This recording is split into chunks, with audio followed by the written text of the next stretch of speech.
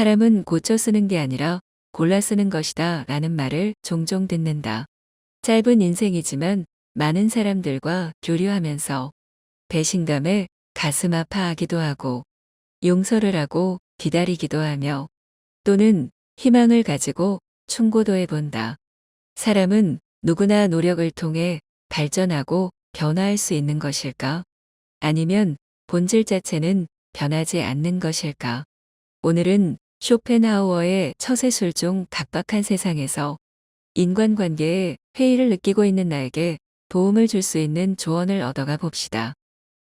절규한 친구하고는 화해하지 말아라. 로마의 격언 중에 천성은 아무리 쫓아내도 되돌아온다라는 말이 있다. 인간이 태어날 때 갖고 나온 고유한 성격과 개성은 절대로 바뀌지 않는다.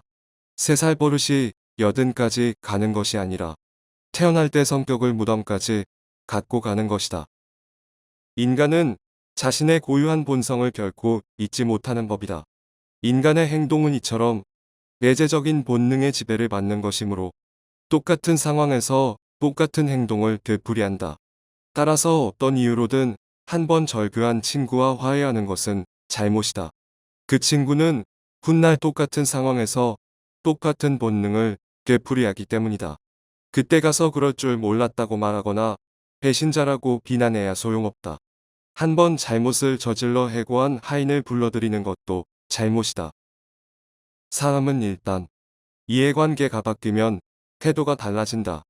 따라서 그 사람의 성격이 파악되면 그런 줄 알고 그를 대할 필요가 있다. 그리고 그를 받아들이는 경우에는 그와 헤어졌던 이유와 함께 받아들인다는 것을 명심해야 한다. 광물학자가 광물의 표본 자료를 갖고 물질의 특성을 표기해 주는 것처럼 앞으로 우리는 사람을 대할 때 우리가 관계를 맺고 있는 이웃 사람들의 성격적 특성을 마치 광물의 본래 특성처럼 분류해 둘 필요가 있다. 그 이유는 사람의 성격은 변하지 않기 때문이다. 남의 잘못을 고치는 일은 거의 불가능한 일이다. 하지만 남의 생각이나 의견은 반박해서는 안 된다. 남을 불합리한 생각과 허망에서 벗어나게 하려는 것은 비록 구약 성서에 나오는 인물처럼 969세까지 살아도 그 목적을 달성할 수 없을 것이다.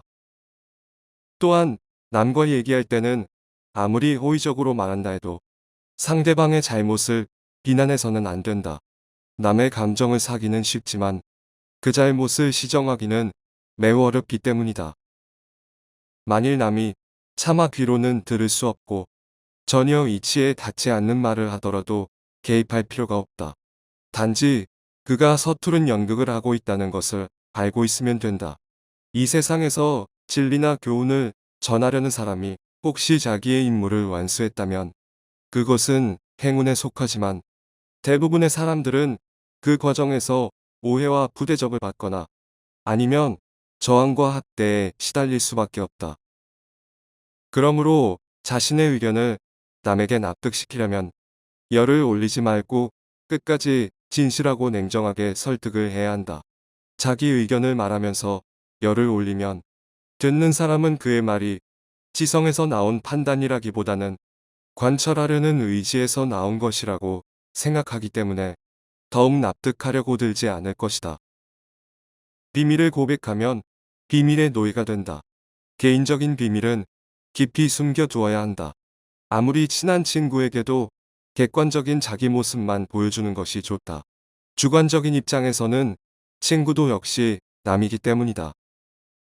만일 우리가 친한 친구라고 해서 모든 비밀을 말해버리면 나중에 뜻하지 않은 피해를 받을 우려가 있다. 옛부터 과묵함을 처세술의 근본으로 삼은 것은 그 때문이다. 아라비아의 격언을 보면 생활의 지혜가 담겨 있다. 적에게 알려서 안 될 일은 친구에게도 알리지 말라. 비밀을 지키면 비밀의 주인이 되지만 비밀을 고백하면 비밀의 노예가 된다. 그리고 평화의 열매는 침묵의 나무에서 열리는 법이다. 인생은 쾌락을 누리기 위해서 사는 것이 아니라 괴로움을 어떻게 잘 견디는가를 수련하기 위해서 산다고 볼 수 있다. 그렇다면 행복도 마땅히 큰 기쁨과 쾌락을 누린 사람의 몫이 아니라 괴로움을 잘 견뎌낸 사람의 몫이 될 수밖에 없다. 만일 우리가 기쁨과 쾌락을 행복의 목표로 삼는다면 우리는 늘 자기 자신에 대한 불만과 이웃에 대한 시기와 질투로 더 큰 고통에 사로잡힐 것이다. 만일 현재 고통도 없고 권태도 없는 상태라면 당신은 지금 행복한 상태에 있다고 말할 수 있다.